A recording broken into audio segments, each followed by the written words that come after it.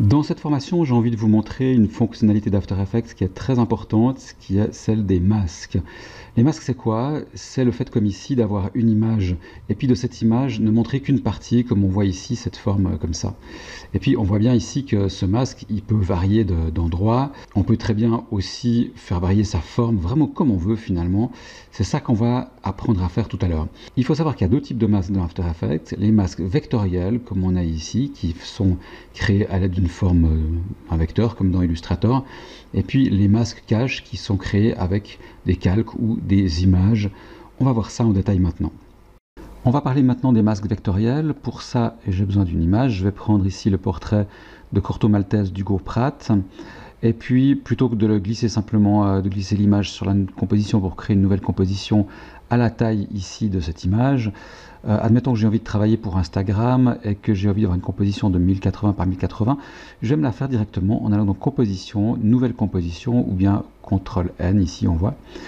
Nouvelle composition, je vais ici spécifier 1080 par 1080, 10 secondes c'est peut-être trop, ici je vais mettre 5 secondes, 25 images par seconde, tout ça on va laisser, tac, voilà, maintenant on a une composition vide qui apparaît ici, dans lequel je peux glisser en tant que nouveau calque mon image, qui est plus petite, hein. On a vu qu'elle était en 640 par 640, donc elle est plus petite que le 1080-1080, ce qui veut dire que là je pourrais simplement appuyer sur S et puis l'agrandir, hein, la scaler et l'agrandir en trouvant le bon ratio.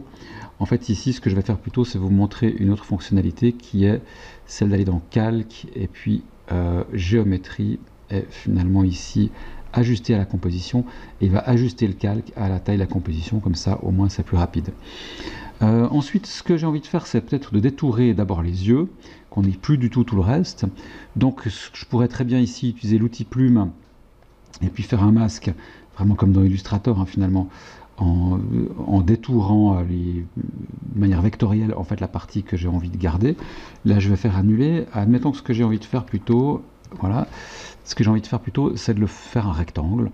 Donc pour ça, je vais utiliser ici l'option rectangle qui existe directement là. Et puis je vais prendre, admettons ça. Voilà.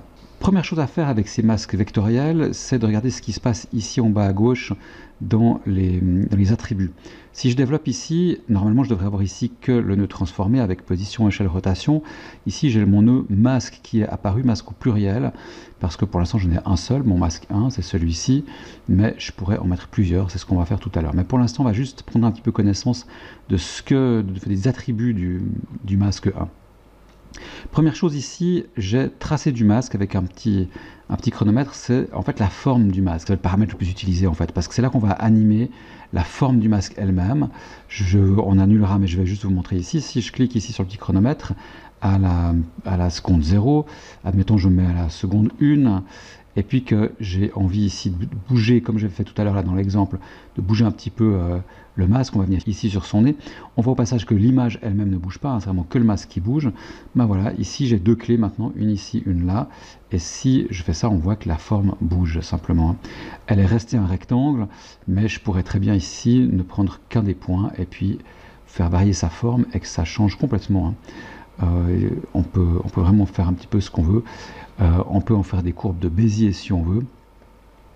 Ici, il faut que je change le type de sommet comme d'habitude. Voilà, si je veux pouvoir, là je vais m'en mettre sélection, si je veux pouvoir faire des arrondis. Vraiment, ça c'est comme dans Illustrator, il n'y a pas tellement de difficultés. La seule chose qu'il faut se souvenir, c'est qu'on peut l'animer et c'est très pratique. Au passage, un petit raccourci de nouveau, c'est la lettre M. Donc si je redéveloppe tout ça et que j'appuie juste sur M, voilà, ici il va me sortir strictement les tracés de masques des masques qui existent, là aussi dans le but d'économiser beaucoup de place, c'est très pratique. Mais mon but ici maintenant, c'est de vous montrer tous les éléments qui sont ici, là, tous les attributs. Je vais donc ici désactiver les clés, là il n'y a plus d'animation, hein, ça ne bouge plus, pour vous montrer ce que c'est que le contour progressif. Là c'est le flou, hein, pour faire un effet kitsch assuré, là c'est pas mal. Ensuite, l'opacité du masque, évidemment là c'est le fait qu'il soit plus ou moins fort. Puis l'expansion du masque, ça de temps en temps c'est assez pratique, c'est le fait que ça dépasse d'un côté ou de l'autre du masque. Le masque effectif en fait dépasse. Voilà, ça c'est Ça, c'est les attributs en fait du masque.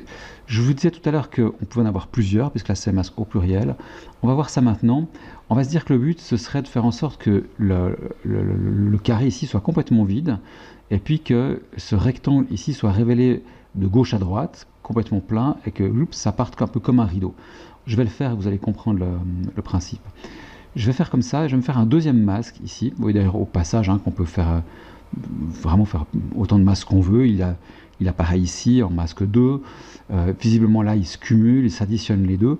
Et pourquoi est-ce qu'il s'additionne? Parce que ici, en bas à gauche, le dernier masque 2, il est sur le mode addition ici. Et c'est là où ça va être très pratique, c'est que je pourrais très bien par exemple le mettre en mode soustraction, donc ça veut dire que ce serait A moins B, le bleu moins le rose, le bleu qui est en haut, le rose ici qui est en bas, ou bien me mettre ici en intersection, comme un Pathfinder finalement normal.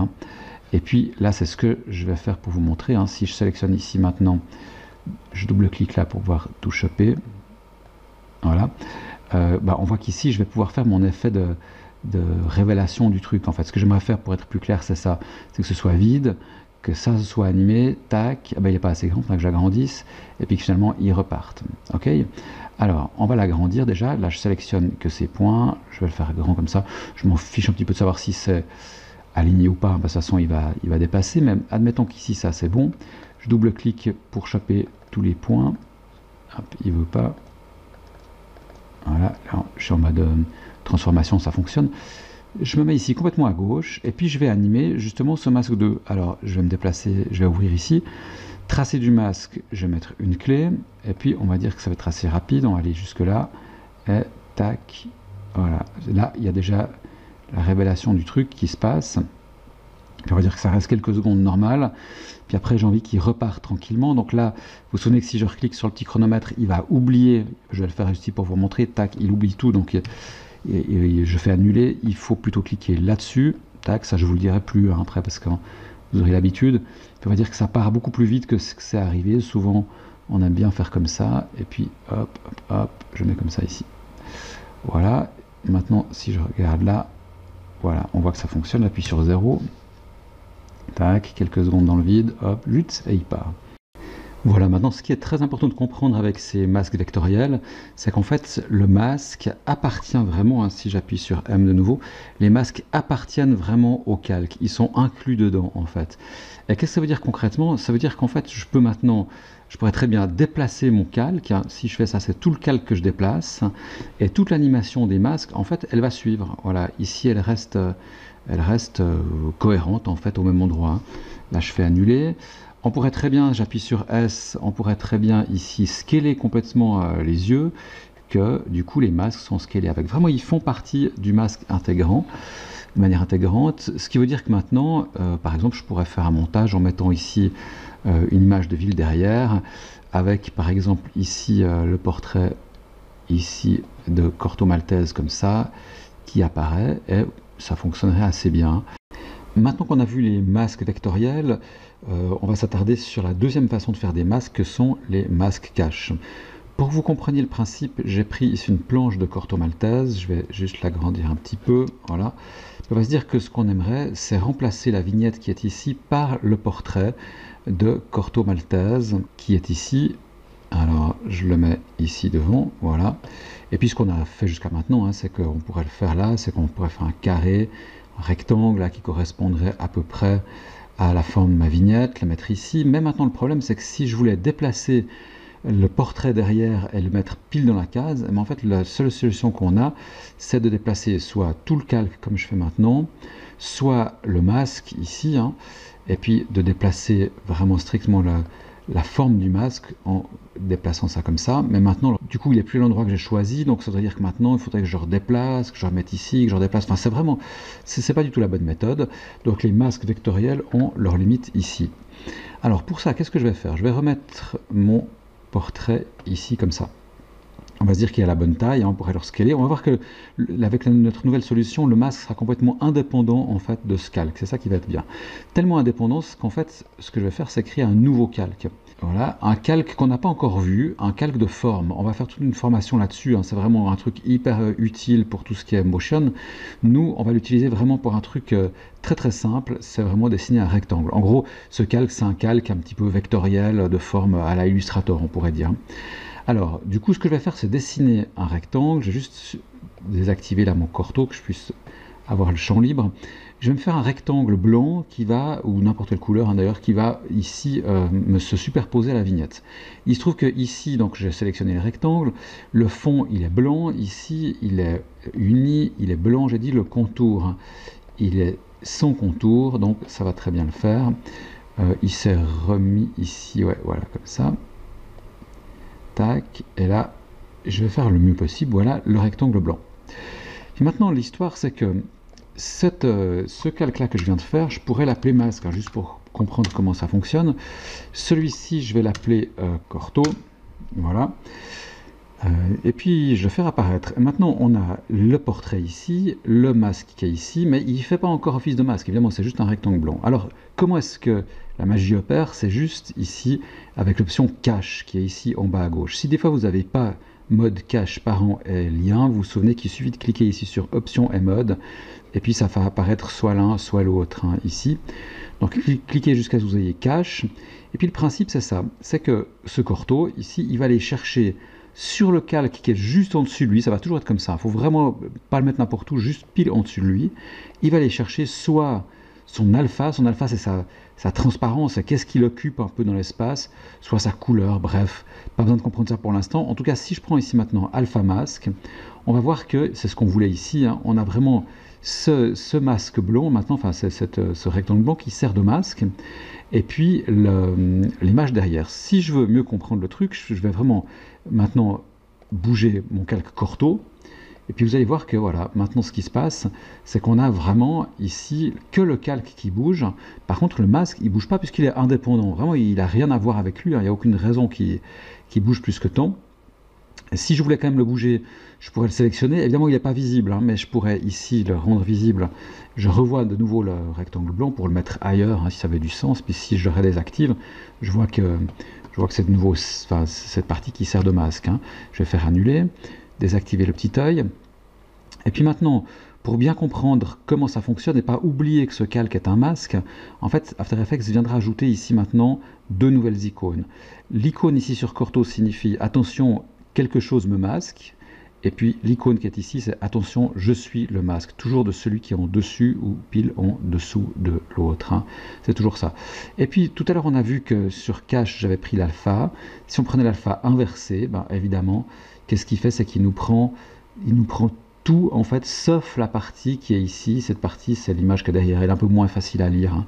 Mais bref, là en tout cas, c'était vraiment ça que j'avais besoin pour que ça puisse fonctionner, avec vraiment toute la facilité que ça offre d'avoir deux calques complètement séparés, indépendants. Voilà, ici, je pourrais le scaler, que mon masque reste complètement indépendant, vraiment.